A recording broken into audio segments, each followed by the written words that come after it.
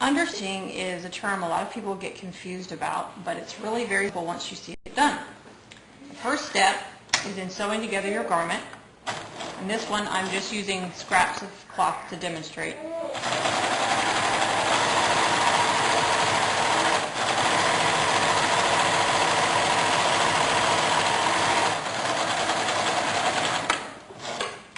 Alright, as you can see, we have a simple seam here, 5/8 of an inch, with the right sides of the fabric together.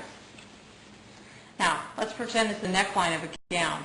When your gown is turned right side out, the lining has a tendency to roll out at the top, which doesn't look very pretty.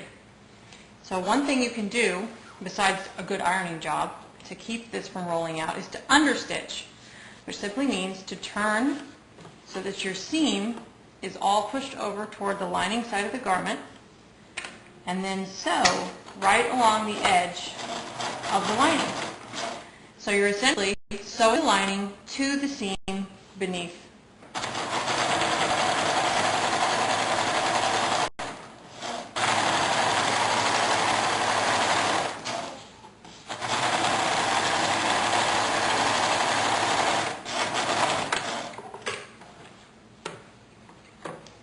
And there you have it.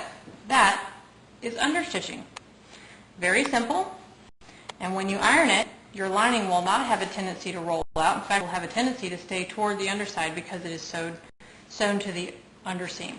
Now, if you're sewing around a neckline, this is a straight seam. If you're sewing around a neckline that has curves, then before you make your seam, your understitching, you will clip your curves so that it will lie nice and flat. But with a straight seam, there's no need to do that. Ta-da!